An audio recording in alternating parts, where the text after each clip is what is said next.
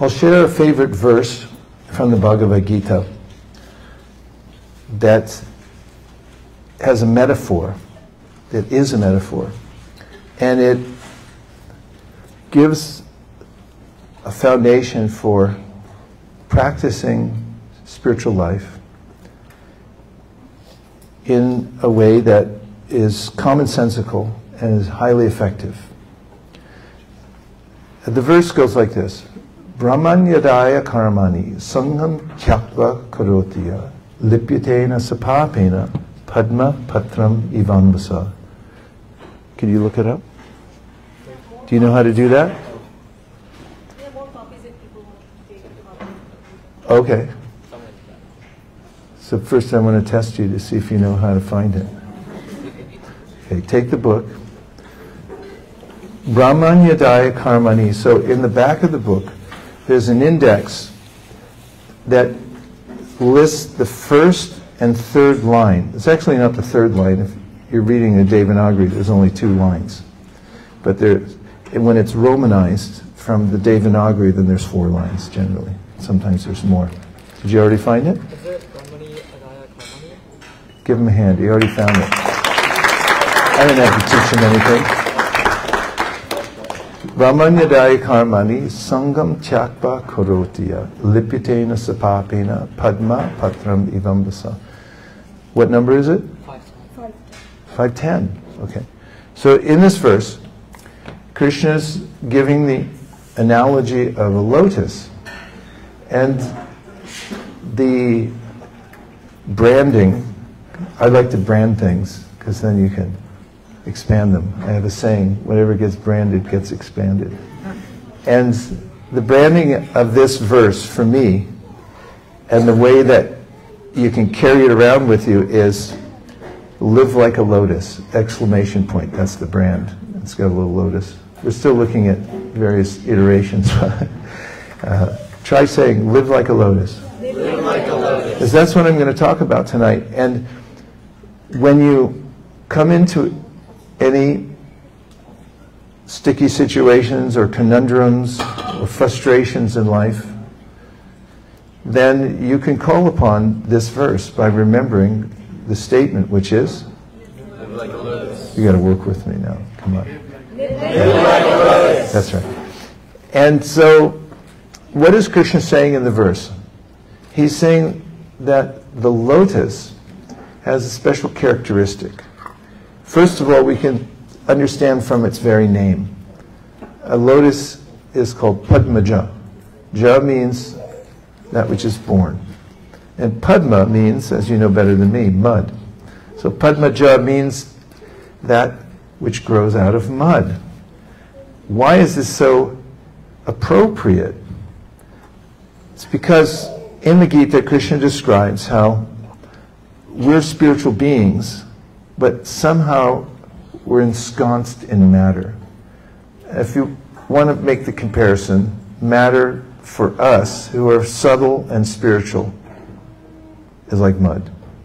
So Krishna says, what's the material made out of? Bhumir apo analovayu kammano pujar evacha ahankara ityame vinna prakritir ashtara. Earth, water, fire, air, ether, mind, intelligence, and false ego. These are the 8 gross and subtle material energies. And then he makes a distinction, because energies have variety, or I should say, there are varieties of energies in this world. Some are superior and some are inferior. Aparayam itastvanyam, the next verse. Prakritim vidime param jiva bhutam mahabaho ya yedam taryate jagat. Besides what we just listed, what did we just list?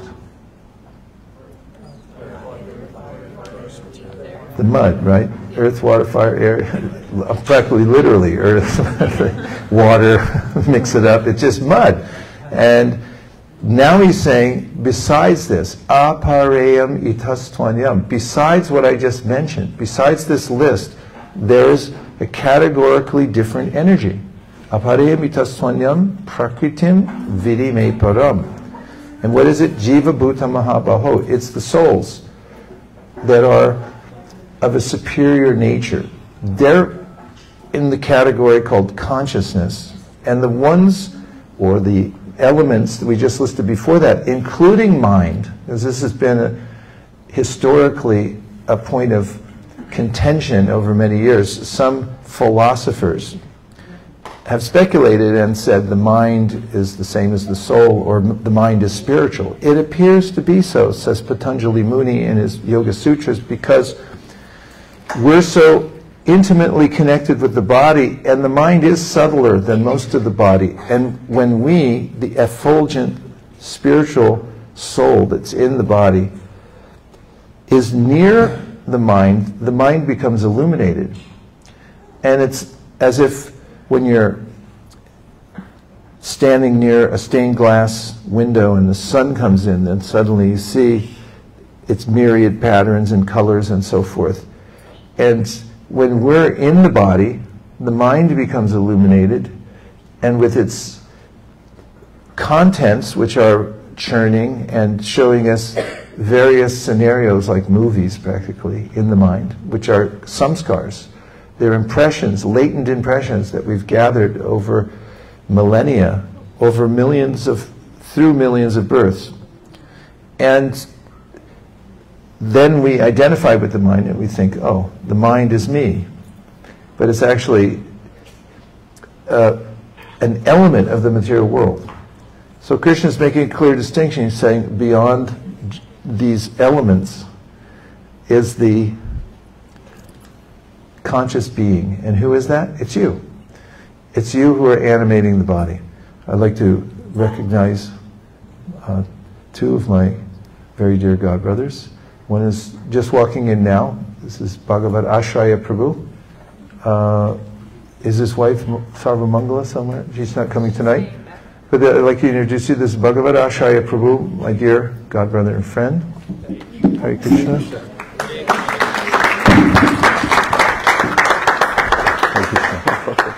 Okay, good to see you. Good to be here.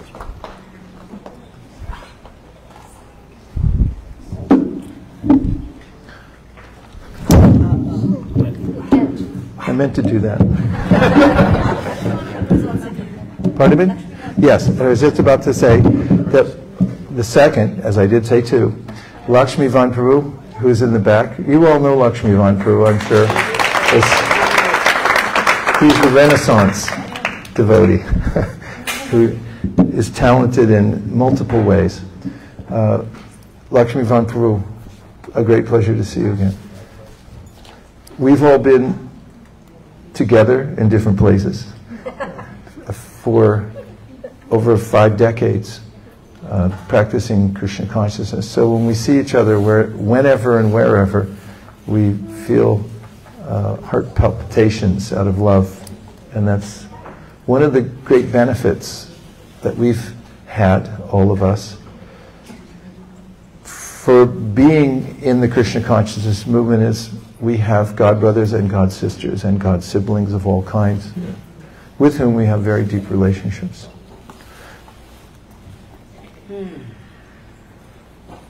Back to the matter at hand. How are we doing so far? Great. You sure? Okay. So, Padma Patram Ivambasa. There is, as I'm trying to give a little context, a difference between the body and the soul. They're two different energies. And when we are in a material body, it kind of seems like we are the body. And as I said earlier, it seems like we're the mind also. And when we engage in the world with the sense that we are our bodies, we become connected to the world. As Krishna says, yeah, you can have a better look at him there. As Krishna says in the 2nd chapter of the Bhagavad-gītā, this is a very useful verse, very helpful. Jyayato vishayan pumsang sangasteshu pajayate. Sangat sanjayate kama, kama krodo vilabhyate. He's talking about the way we look at the world. So jyayato means to contemplate something. It actually comes from the word di, which means to meditate. And when you look at the world around you, the world of matter, you'll notice that certain things become attractive, and you might contemplate them and look at them and say, oh, I'd like that. I'd like to have that. And when we make that conscious association with things, they change from being regular things to being my things. Do you have any things that you consider yours? Like a car. A car is apparently a symbol of certain status in life, and maybe you think of your car as being part of you. And how do you know that? Because if somebody bumps it, you say, you hit me. And there's a way in which we get involved with the whole world by looking at it and thinking, oh, that's for me. That's part of this is my property. Are there any disputes that you've heard of historically or even recently where people have a difference of opinion about whose land belongs to whom? It happens sometimes, right? No, Vaiśeṣika Dāsa, it happens all the time.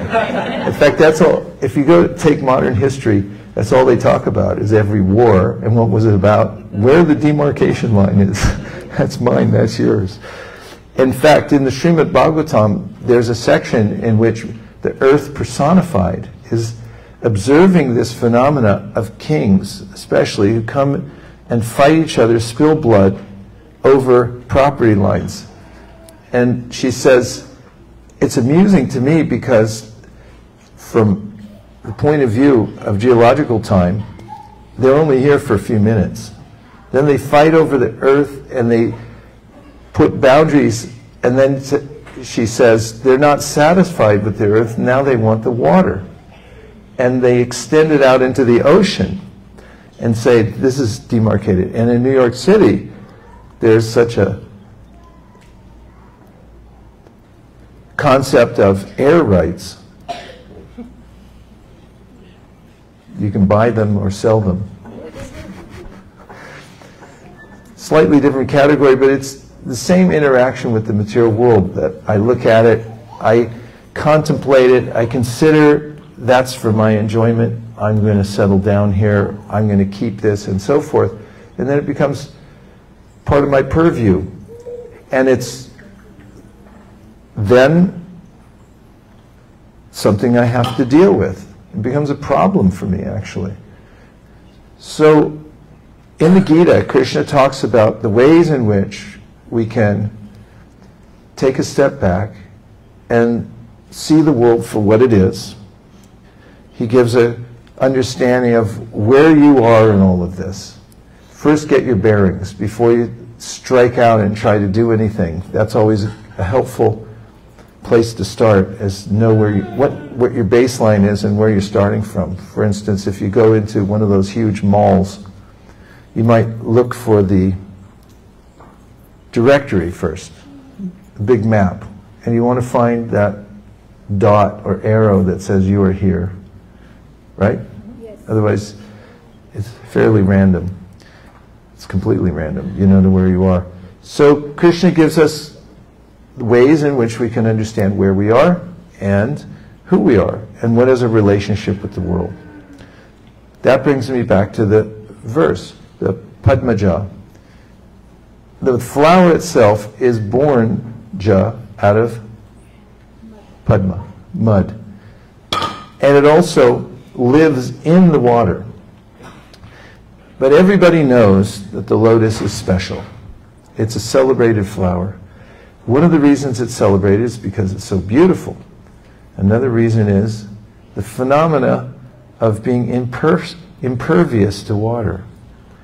Even though it lives in the water, it never gets wet.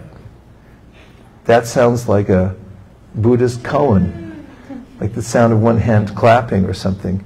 What lives in the water is submerged in water but never gets wet? Well, the answer is a lotus. That's why Krishna uses it as a metaphor to explain the philosophy that he's giving us, that we can use to live in the world without getting entangled. And the word that's used in this verse is lipyate, which is translated as besmirched. Now you may or may not know what that word means, but it doesn't sound good, does it?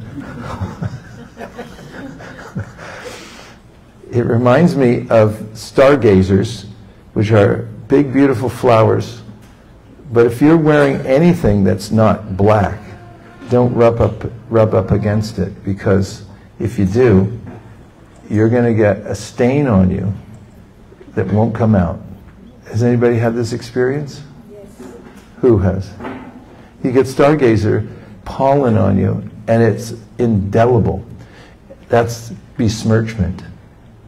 You were besmirched. And we're smeared, like besmirched, smeared by the material world, and it doesn't feel right. It gets stuck in all parts of our lives, and we feel confused, and we feel overwhelmed because we've been smeared by the material world. So, lipite nasapapena, Krishna is saying there is a way for human beings, for souls who are in human bodies, to figure out how to live in the world without getting smeared. Does that sound helpful? Say yes. Okay. Yes. Only 1/3 of you said yes. The other 2/3, cover your ears, because I'm about to tell how. He says that sangam tyakva karotya, that as you move in the world, don't consider that anything belongs to you. Sangam tyakva karotya. You give up association with it by seeing everything in the universe as paraphernalia to use in service to Krishna. And Krishna explains this also in the Bhagavad-gītā when he says, Bhoktarang yagyatapasam. If you want a place to offer everything where it won't harm you, where there won't be any repercussion, it's very much like the tax code. Anybody familiar with tax code here in America? You better say yes, or see me afterwards if you're not.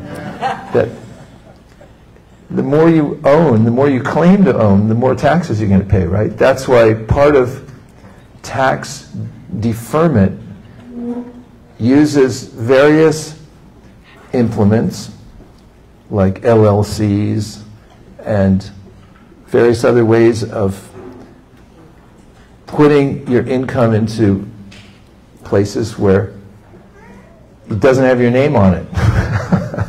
It doesn't trace back to you. It belongs to the corporation, not me. There are many legal structures where you can do that. This is similar. There are lots of things we have in the world, but if it's your thing, then you got to deal with it. So what Krishna is saying is, put everything in an LLC and say, it doesn't belong to me, it belongs to the corporation. Who's the corporation? Krishna. Bhoktaram yagatapasam. Don't worry, I'll cover this. I have the biggest LLC, it covers everything. I own it anyway. And that's the beginning point of the Sri Upanishad, which says, Ishavasam idam sarvam yat kincha jagatyam jagat tena tyaktena bunjita magridha kasisuddanam. Get ready for this one, it'll solve all your problems. Are you ready? Everything animate or inanimate within the universe is controlled and owned by the Lord. One should therefore one should accept only those things necessary for himself, which are set aside as his quota, and one should not accept other things, knowing well to whom they belong. You can thank me later. This is the LLC concept, the concept that there's a place to park all the assets, all the things you look at and you think, oh, that could be mine. You put it in an LLC. You don't say it's mine, it belongs to the corporation, it belongs to Krishna.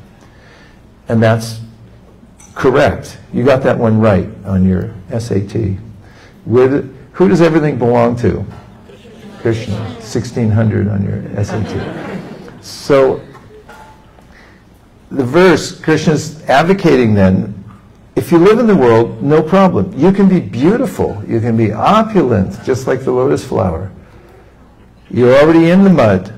You're already in the water. You're surrounded by it. You're going to get splashed.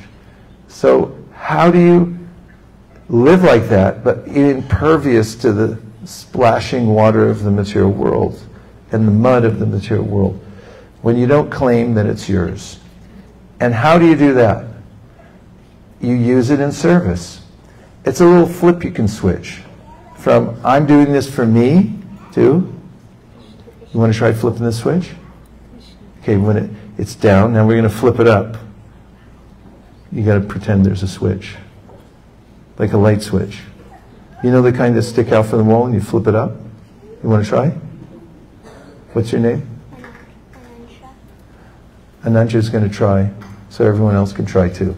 There's a little switch, and the switch is on, everything belongs to me, and now we're going to flip it up and say, everything is for Krishna's service. When I say three, ready? We'll flip it all at the same time. 1, 2, 3. Everything is for Krishna's service. There you have it. And once you flip that switch, and whatever you have, whatever you see, wherever you go, or Krishna says, Yakoroshi arashnashi as juhusi dadasiyat yatapasyasi konteya tat kurishva amararpano. All that you do, all that you eat, all that you offer, give away, still is an offering to me. Problem solved. So, sangam tyakva karotiya. Now you're no longer connected to it in a way, in a false way, in a way that's going to drag you down, that's going to besmirch you, that you're going to be smeared by the material energy. And if you live like this, Krishna says, then you can live in the world without being affected by it. And therefore we have a movement. It's going all around the world. What's the name of the movement? Well, that's a movement. But this one I just told you was branded a while back. Live like a lotus. That's right. It's the Live Like a Lotus movement. It's going through the airways. There's Live Like a Lotus shirts, Live Like a Lotus wristbands, coming soon, and a Live Like a Lotus book that tells the various subtleties of the ways in which we can live in the world without claiming ownership over whatever we're using. And when we use everything in Krishna's service, Krishna says in the Bhagavad-gītā, Yajñartat karmano nyatra loko yam karma bandhana, that you don't become bound by your activities. And he also says that if you live like that in this lifetime, then you'll be liberated. What's more, he says in that same section of the 3rd chapter of the Bhagavad-gītā that you'll live in abundance. Because the principle is when you feed your stomach, as an example, then you, of course you got to feed it the right things, then you'll naturally be nourished and strong. And when you feed Krishna, then because you're part of Krishna, you'll also feel nourished and you'll be strong. So Krishna consciousness is a simple principle. It means to flip the switch. You flip it up. Ready? 1, 2, 3, go. And everything in the universe, all paraphernalia, is for engaging in Krishna's service. Then you have this principle of living like a lotus. Wherever you go, whatever situation you're in, the Bhagavatam says, Narayana paraksarvena kutaschana pipyati swarga pavarga narakeshu apitulyartha darshina. This is a statement by Lord Shiva speaking to his wife Parvati, and he's remarking about a devotee, Chitraketu, and he's saying, just see how the devotees aren't concerned about where they are in the world, because to them it's tulya, it's all the same. It's all an opportunity to serve Krishna. And he says they can be in Swarga, where's that? point the direction of Swarga. 20 points. Which direction is Swarga? I know it seems cliche, but point up. And then there's Naraka. Yeah, it's like that. So there's this concept in the material world of heaven and hell. And you were talking about that, Rajesh, earlier at the house. You were saying whatever situation you're in, if you maintain your consciousness of Krishna, it doesn't matter what situation you're in or what happens to you, because everything's an opportunity for serving Krishna. So Shiva says, you can be in Swarga or Naraka. But because you see the world through this lens of service, it's Tulia, it's equal. You don't discriminate between one place and another. The material world's categorically one thing, and that is paraphernalia to be used in Krishna service. And that's how to live in the world without being anxiety-ridden and forced to do things that you don't want to do. It's the liberated consciousness, the consciousness of service to Krishna. Now I'm going to read the purport that Prabhupada wrote to this verse.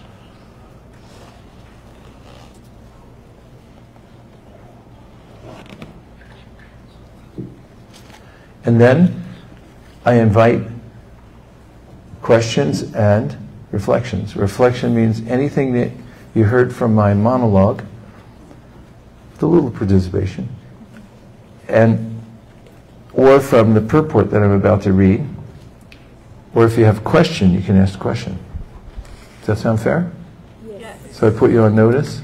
If you don't raise your hand, I count down from 5 and then I call on people. So get ready. So Krishna, here's the translation of the verse 5:10. One who performs his duty without attachment, surrendering the results unto the Supreme Lord, is unaffected by sinful action, as the lotus leaf is untouched by water. Purport. Here, Brahmani means in Krishna consciousness. The material world is a sum total manifestation of the 3 modes of material nature, technically called the Pradhana. The Vedic hymns, Sarvam Hyetat Brahma, from the Mandukya Upanishad. From which Upanishad? Mandukya.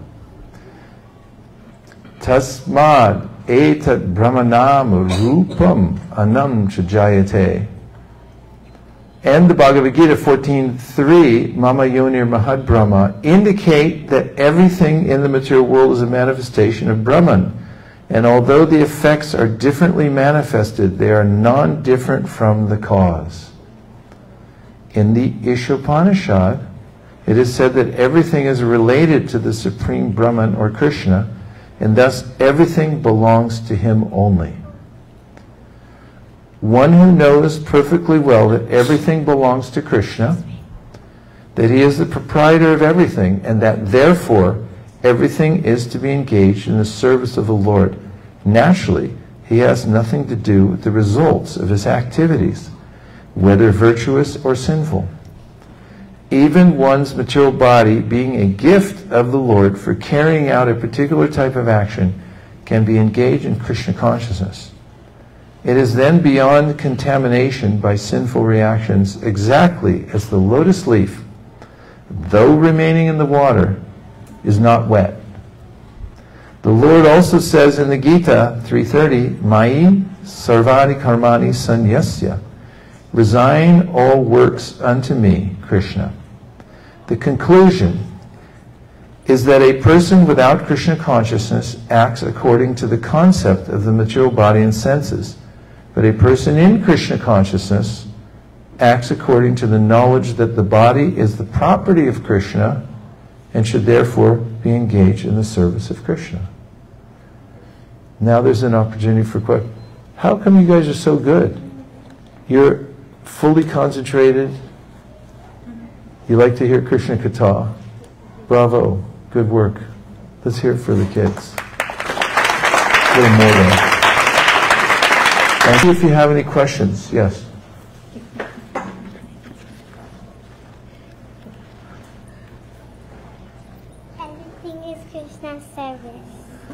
Everything is for Krishna's service. That's 20 points. That's the most important. Every day we chant 16 rounds. Every day we chant 16 rounds. Another 20 points. Keep going. You're on a roll. Everything's for Krishna's service. Every day we chant 16 rounds. That sounds like the beginning of a song. Anupam? Everything's for Krishna's service. Every day we chant 16 rounds. Thank you. That was a nice way to start off the reflections. We're reading about 10.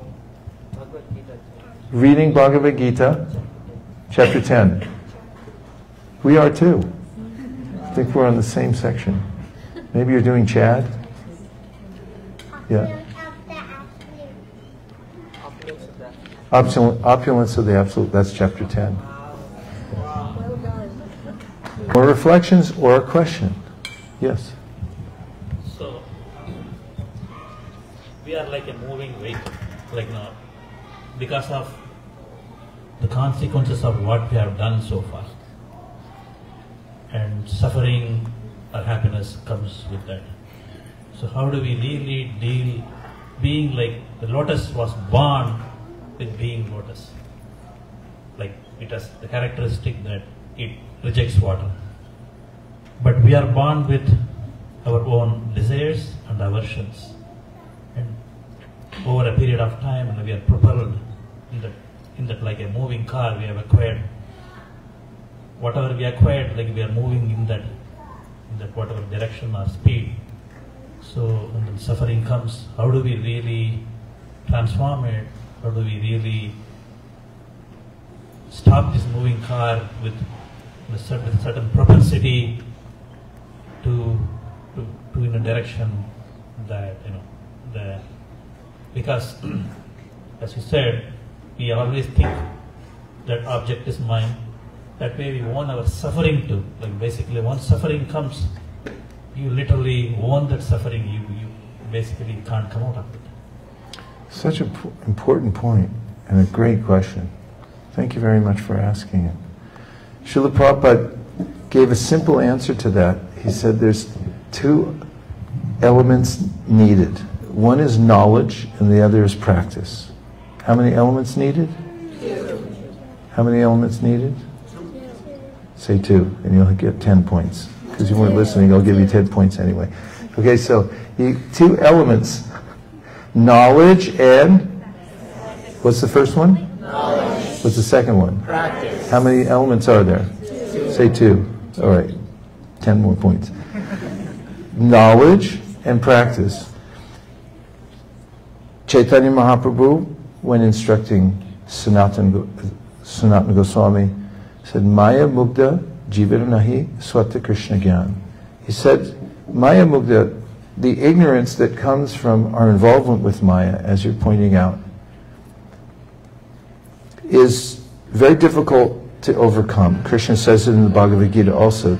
Daiva hi esha gunamayi mama maya duratya. Very difficult to come out of that situation. So you very aptly made that point. And it shouldn't be overlooked. That it's a Herculean task to come out of that. And for a soul to do it independently by reading 1,000 self-help books or going to Tony Robbins and walking on coals, it's not possible to transcend. This is the same feeling I'm giving in a more contemporary concept. It comes in the 6th canto of the Srimad Bhagavatam, when Parikshit Maharaj has just heard about the universe and how there are hellish conditions within it. And he starts feeling really compassionate towards all living beings. And he said, how is everyone going to come out of this? Because it's very difficult. And difficult situation. That's a euphemism. And there's also Devahuti, whose son is who? Could have got 20 points. Kapiladev. And Devahuti says to Kapiladev that I've been in this material world as a soul since time immemorial. And she said, how will I ever come out of this? It seems that I'm part of the material world. I'm part of my mind, and I'm inextricably connected to it, so I can't get out. So how do I do it? So everyone's saying the same thing in the Bhagavatam, and Krishna says it in the Bhagavad-gītā. So Lord Chaitanya told Sanatana Goswami, Maya Mugdha Jivar Nahi Swata.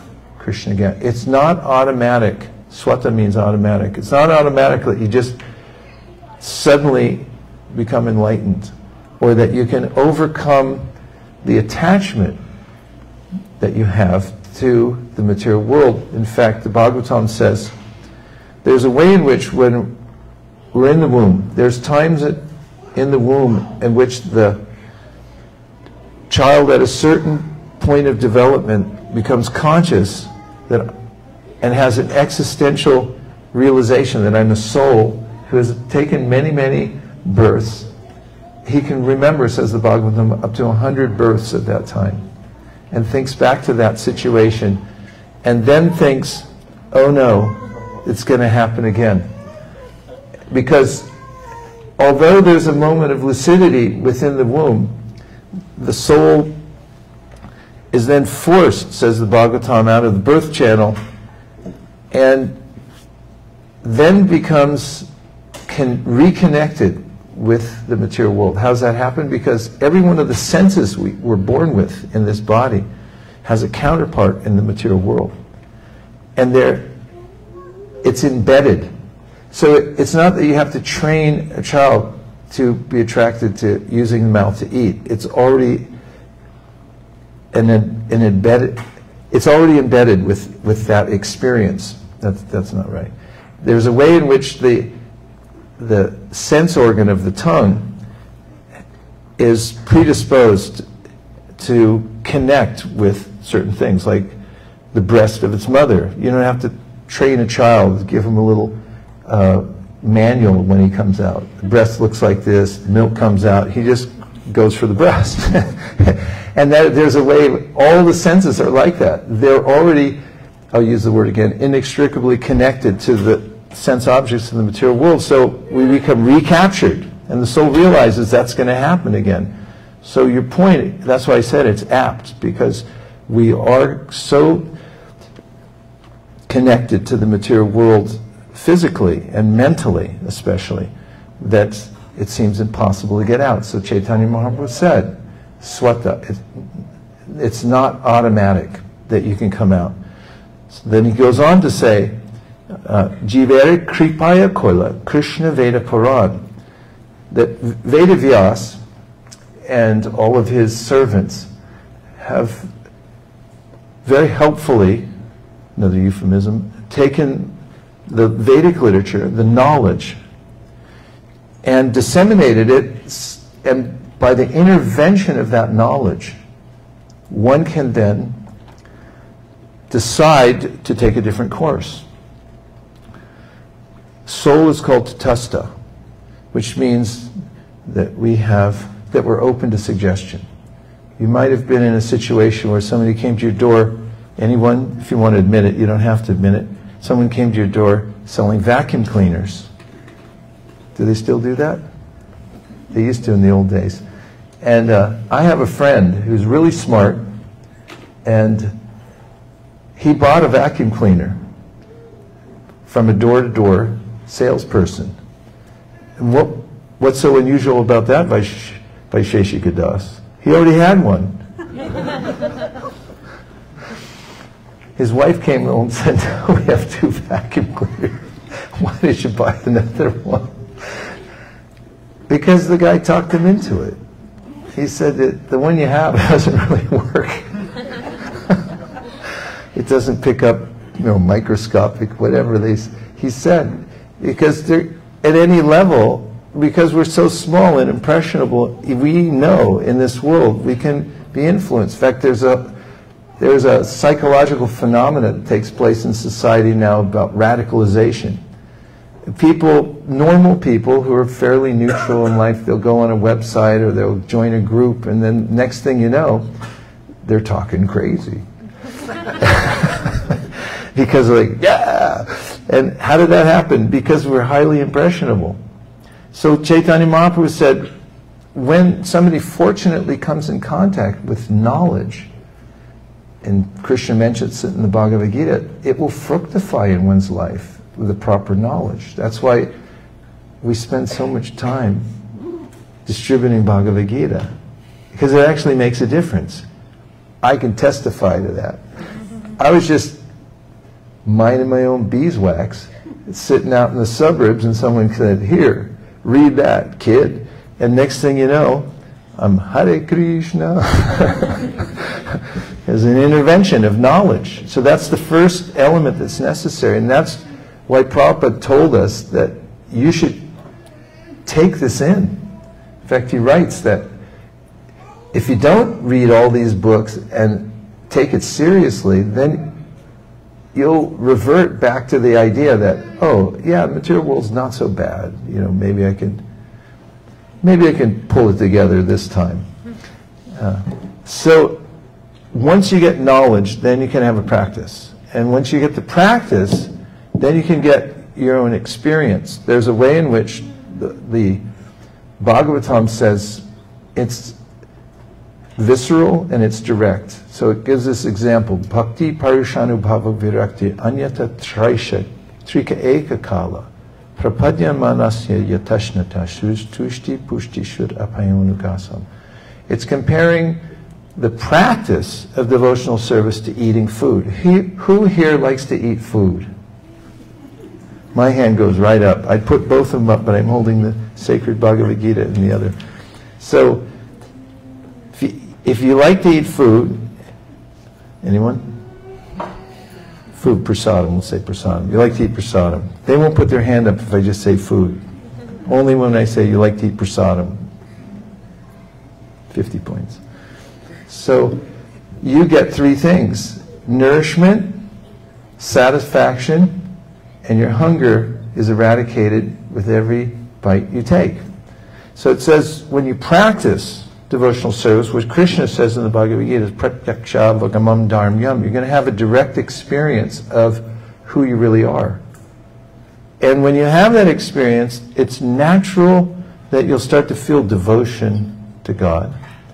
It's natural that you'll start to see the world through a different lens and see the universality of everything, that Janmad Yasayataha, everything comes from one divine source. And then the true test, detachment for all things that aren't related to the truth. And you can't fake that. You have to actually have the experience. You have to actually want something else. In fact, real detachment means you got somewhere better to go.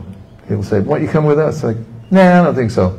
I got somewhere better to go. And that's what Krishna consciousness is, and one has that revelation through knowledge and practice. And when we have it, Krishna says in the Bhagavad-gītā, Vishaya vinivartante nirahara sadehina rasavarjam rasopyasya param drishva nivartate. He says, as my dad used to say, things that are supposedly easy, wasn't always true, but he said it's as easy as falling off a log. Have you ever walked on a log before? Really? It's easy to fall off because it's kind of round, right? So once you have knowledge and you have practice, it's quite natural because we really are spiritual. The material world really is a bummer because, as Krishna says in the Bhagavad-gītā, you go for it, and then whatever you grab for, it just slips through your hands. It's a yehi samsparshaja boga dukha yonayevate adyantavanta konteya nate shuramate buddha. I said, you can't grab anything here. As soon as you grab it, it disappears. Or whatever pleasure you think you're going to get, it starts and then it's over. Ride's over. Sorry, get off. Then you got to pay for it too.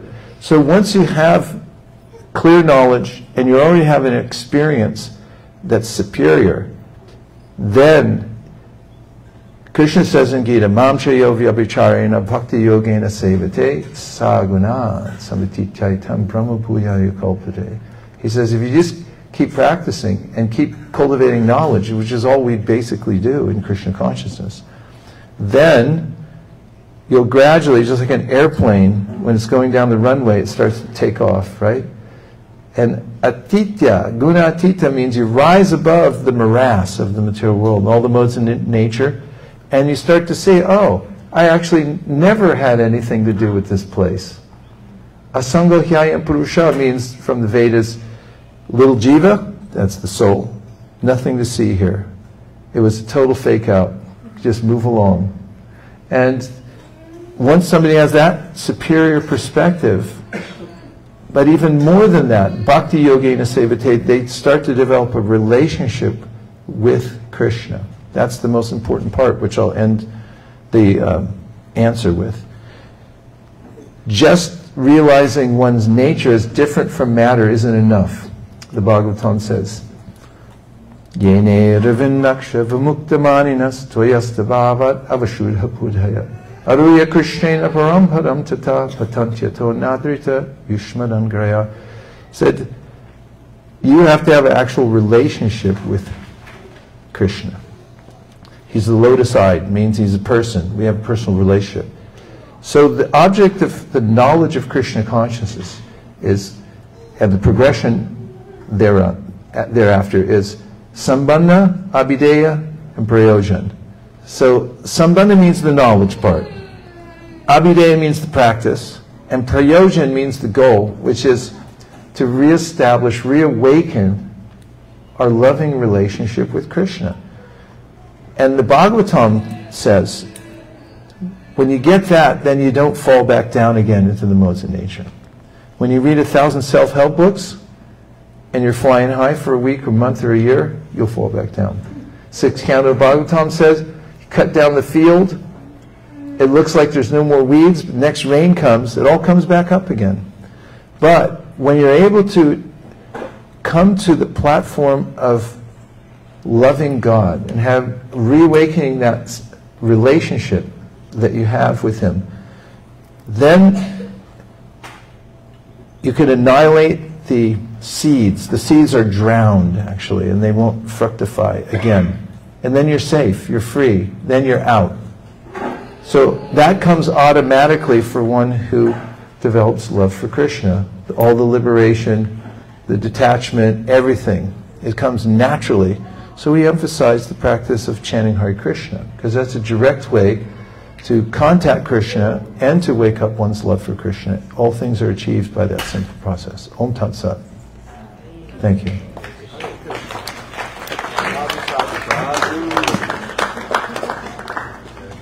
Yes. Shamba Bhakti needs a mic. We give a mic here 7 seconds or less, or your money back from tonight's class. Hare Krishna Maharaj. Hare Krishna. So when you talked about flipping the switch, it's for me, it's for Krishna. You really need a very fine intelligence and a very alert consciousness all the time. It's like, for example, when I offer bhoga, I offer it because I'm hungry. So how to maintain that alertness or the consciousness 24/7 that it's not for me, it's for Krishna?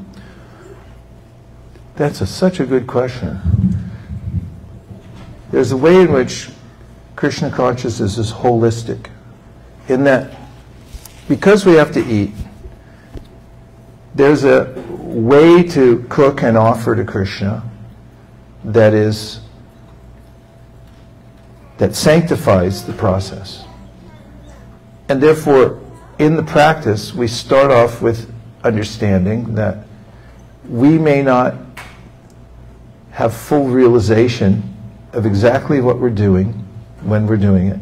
But if we, with our intelligence, stick to the process, then there is a way in which we'll gradually become purified. I'll give you a couple references. In the Gita, Krishna, when answering Arjuna about the peril of the material world, where Arjuna said it seems like there's an all-devouring energy, lust, that burns like fire. And Krishna acknowledges that. He said it comes from the middle mode, Rajaguna. And it seems hopeless to overcome that, just as we were discussing. But Krishna then ends the thought process on that with saying, Evam buddhi param buddva samstabhyatmanamatmana jahi shatram mahabaho kamarupam darasaram. That if you use your intelligence and act like a warrior, that you can rise above the lust. And in Krishna consciousness, when we start, if we haven't experienced it for ourselves to the point that we're so eager to offer the food before we eat it, because the hunger pang can be extreme. You just think, I'm so hungry, I'll just open the bag, slam it in my mouth. Krishna who? So there's this ingenious way in which the acharyas have integrated a process of organizing your life around doing things for Krishna. The Panchratrik Vidhi. There are all these ways in which to organize your eating, your sleeping, everything around Krishna. So that's why we have deities, for instance. Because when you have deities in your house, when you come home and you're thinking, I'll just plop down on the couch and open a bag of, I don't know what, I don't even want to say anything, and then just start eating like a hooligan, you look over and you see, oh, the deities are there. maybe I'll take a quick shower and offer something nice to them and have it. We're not always perfect, but we do have a center to come back to. And what's the center? It's Krishna. If Krishna's in your life, in your house, and you learn the Panchratrik system, which is, okay, you're going to cook? It's offered to Krishna. If you're going to sleep, get up in time so you can see Krishna at a certain time. And gradually, with this kind of lifestyle, along with the transcendental process of chanting Hare Krishna, we start to feel better about ourselves. In fact, the mode of goodness actually feels better than the passion of just doing things on an impulse. Krishna says it in the Bhagavad-gītā that passion is like nectar in the beginning and poison in the end. Relatable? Yes. Say yes, please, or I'll feel really bad. And then he says, goodness is like poison in the beginning, but nectar in the end. And there's a way in which when we learn to elevate our habits, we start feeling the happiness of sattva gun.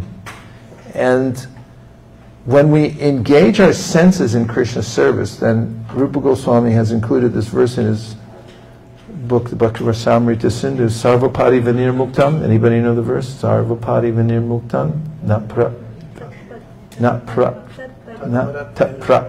Nirmalam Rishikena Hrishikesha Sevan Bhakti Ruchite. You can score big points. I'll teach you a few verses later. So Sarvapati Vinirmuktam Tapratvena Nirmalam Hrishikena Hrishikesha Sevan Bhakti. There's an awareness that actually this body, as we just heard, it's not mine. Whose is it? It becomes the Isha. So the Hrishik Isha, the master of the senses, these are all the senses. They're not mine to use. And in the beginning, I may not know that. That's why the conundrum comes up that you're talking about. But if you follow the system, the knowledge and the practice, the Panchratrik system, then what this verse is saying is by engaging your senses in Krishna's service, they start to get purified. And after a while, they like the good thing. It's nice to do the right thing, isn't it? Doesn't it feel good to do the right thing? But if that's all you want, then you've got it made.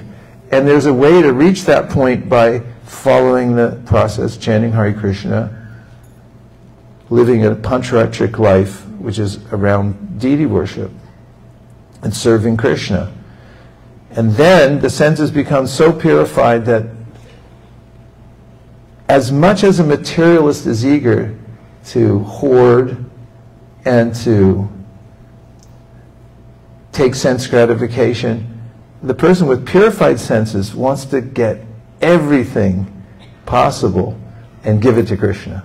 You become as greedy. In fact, there's a verse in one of the Shastras, Padyavali, that talks about just as a miser is always counting their coins and trying to accumulate more, so the devotee is always trying to get more devotional service and offer it to Krishna. And there is a turning point. We have to start with regulating the senses. And Krishna says, you do have to practice this, by the way. Ragadvesha vimuktaistu vishayan indriyaishcha atmavashera videyama prasadam arigachati. He said, but if you do practice it, and you do try to follow what the regulations are, and chant Hare Krishna, then he said, mercy's going to start floating down from the sky, and you'll be there just to collect it, and you'll think, where have I been all my life? In some kind of head in a dark cloud somewhere, and now I'm feeling mercy coming down. Yes? Does that answer your question? Okay. Thank you. This is going to be a hard one, I can tell. It was him.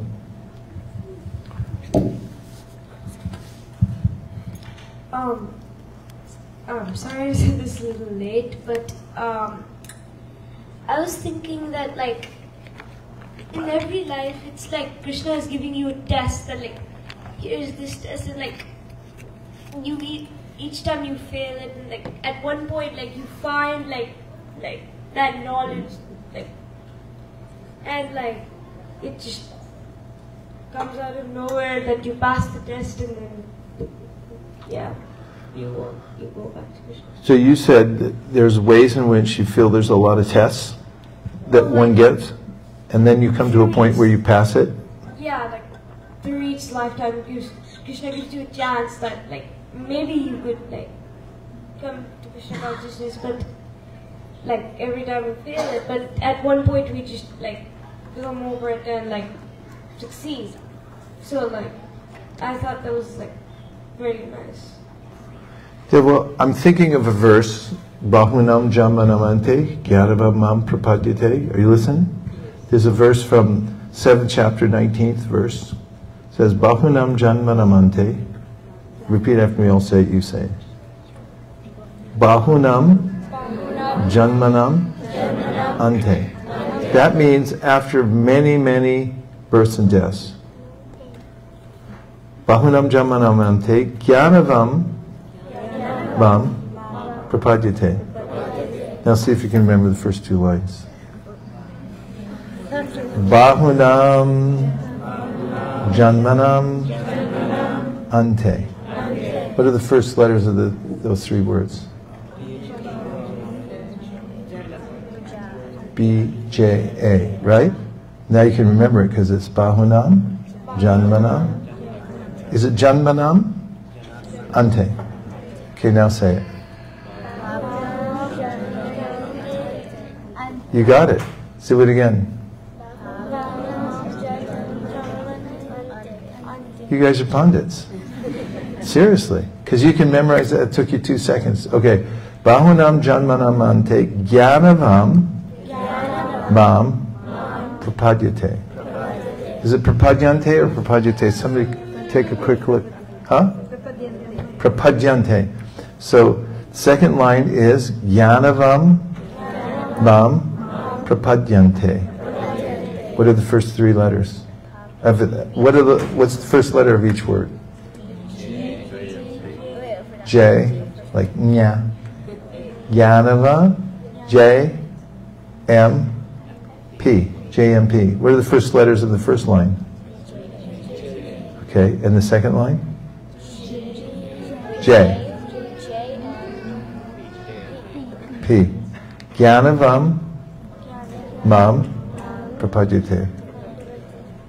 Bahunam Janmanamante Gyanavam Mam Prapadyante. It's Prapadyante. It's Prapadyate. It's Prapadyate. Okay, it's Prapadyate. So it goes like this. Bahunam Janmanamante Jnanavam mam prapadyate. So now see if you can do those first two lines. One person at a time. You try. So you can give her clues by giving her the first letter of each word. Try. The first one is B, J, A. Okay, go ahead.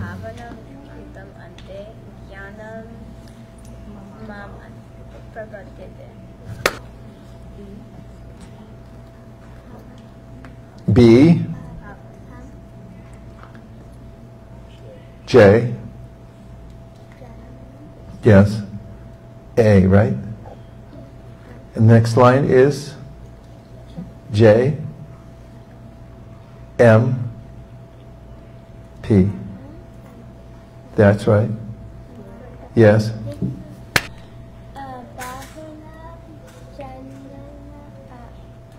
A. Can only tell the first letters, not the whole word. Because then you don't strain your brain. You got to strain your brain to remember things. Go.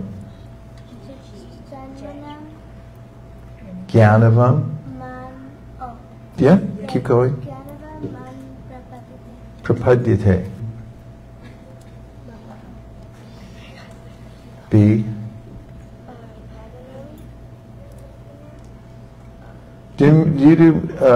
You ever been at the evening artik and heard the song Jayo Jayo Gora Chandra?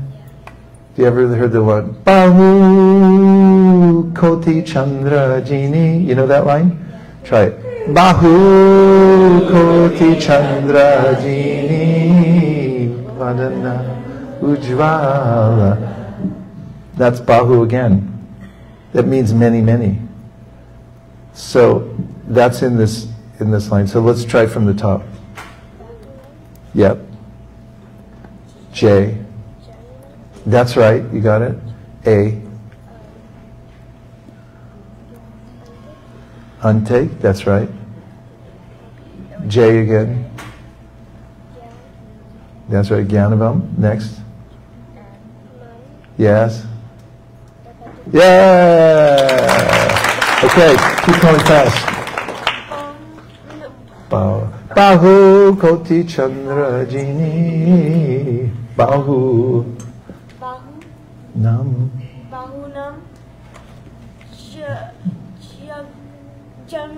Yes. A. Like you have uncle and ante. You have an uncle and an ante.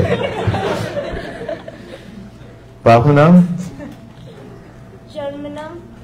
Uncle and. Yeah. Then. Nya. Nya. Nya.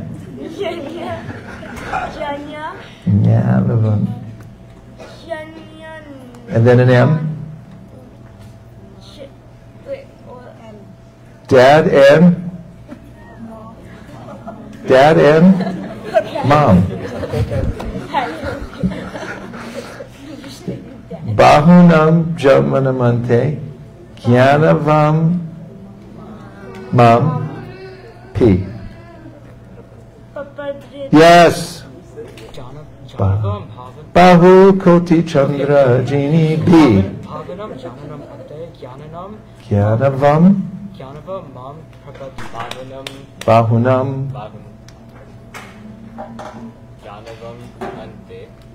Yes. Yes.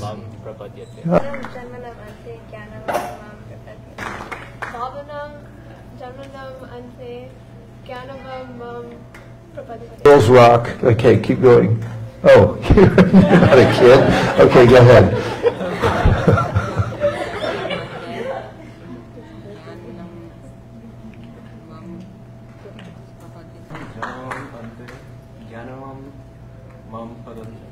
Fantastic. Verse says that after many births and deaths, one may come to realize that Vasudeva is everything. Vasudeva Sarvamiti Sa Mahatma Surdula. That's a rare soul. Somebody can do that. Hare Krishna. Okay, so now we just have a little time for kirtan. He's had his hand up. Oh, you've had your hand up. I'm sorry. Go ahead. Okay, it's not working. So you No, go ahead. It's not working. It's not turning. Not working? That's it. We'll get a refund. Okay. So you talked about knowledge and practice, but what if I'm not interested in like practicing? And like, hear me out for a second. Yeah. But I wouldn't say I'm the most pure. Actually, I wouldn't say I'm a devotee at all because I'm pretty impure. But I like satisfying my senses. Okay? You like what? I like sense enjoyment, right? And everyone talks about we need knowledge and practice for restraint our senses. But what if I'm not really like into that? What if I actually enjoy the sense of the law? And like another thing which like kind of bothers me is, so on our fridge at home, there's like this list of like the 15 offenses to the holy name, right? And I walk past it, I'm eating breakfast or whatever, and there's this one thing which sticks out to me where it says, it's like a sin to continue like enjoy material things even after knowing the benefits of the holy name. And like every time I do anything that like is enjoyment or not related to Krishna, or not even related to Krishna, whenever I do something that I know, I should offer this food first, or if I should think about Krishna, or if I should like do kirtan, I just don't feel like, and I always feel guilty about it afterward. But I just like don't, like you say that we need knowledge and practice, but what if I don't feel like practicing, or what if I want Gotcha. enjoyment? No, I understand. How old are you? 17. Okay. That will help with my story. I've watched, and it's a, although we talk about knowledge and practice and their rules and so forth, it's quite natural, as you said, to want to enjoy. And when we come in contact with superior enjoyment, even if you don't have much knowledge and you don't also have a practice, because we're very intuitive, because we're spiritual. That means we're really smart, because we're part of Krishna. And we also gravitate towards real pleasure. If it makes us happy, there are lots of songs about that. Everyone talks about finding pleasure, where they're going to find it. So I've seen in our community in California, I've been with kids when they grew up from the time they were 0 years old. And that's pretty young. And then they were born into a movement where there's festivals, there's like Janmashtami, there's Hare Krishna chanting, there's prasadam, there's being with other devotees and chanting, kirtan and things like that. And many of them, growing up, had their own momentum from their last life, and they also had association from various places, even outside of Krishna consciousness, from going to school and things like that. So then they had a sense of what was enjoyment. But because there was a tight-knit community and the young people were there and involved with it, and it's not so bad. It's kind of fun to play instruments, to sing, to have prasadam, to see the beautiful pageantry of a festival. And so one of our young people, when he turned 16, it's a kind of a thing in America to have make a special thing out of the 16th birthday, right? It's called Sweet 16. So he told his mom, even though pretty much throughout, his life up to that point, he was all connected with the temple. He said, look, for my 16th birthday, I'm going to go out with my friends who aren't devotees. We want to go to Chuck E. Cheese, and we want to watch a movie, and whatever else kind of thing they had lined up. And she said, okay. So she took him and his friends to Chuck E. Cheese, got him a movie they could all watch and the whole thing, and had cake, ice cream, and whatever. And the next day, or next week, I can't remember what the interval was, but came back to his mom and said, that was it, I don't want that anymore. He said, I prefer the association at the temple. So there was a kind of a natural way, even without the knowledge and the practice, that he compared the two things. And he said, oh, I like this better. And I've seen it with a lot of young people. They've said, I'm not even sure I want to be a devotee. They've told us at a certain point. And then at a certain point, they change their mind and say, no, I would like to be a devotee. One of our devotees was in early teens or middle teens and thinking, do I even want to do this, be a devotee? Very straightforward about it. We went on a youth yatra to Jagannath Puri, and it was a very uplifting experience, just being in a holy place. Afterwards, what? With peers. With peers. It's a youth yatra, so it was all young people from 14 to 25. Afterwards, he said, no, I do want to do that. I want to be a devotee. He made an internal decision. So, first comes just remembering Krishna. All those rules and regulations you see, if you're not inclined to them, then they just kind of scream at you like they're some kind of way to inhibit your happiness in life. But if you're getting something from being around devotees and you feel happy, there's a way that there's a kind of change in heart. And then you start thinking, actually, I like this better. I like my devotee friends better. Some people don't. They go the other way. So that's the freedom of the soul. You can go any direction you want. But I've seen it amongst those who are in a tight-knit community of devotees, that young people actually feel like elevated. They actually feel it too. Beyond just like following some rule or regulation, they start to experience the superiority of Krishna consciousness. Om Tat Sat. That's all I can answer for now, because it's getting to be late at night, I think. At least I'm getting signals that maybe it's late, right? So we're going to have a kirtan, and then I'm assuming they're going to feed everybody. Is that true? Yes. No?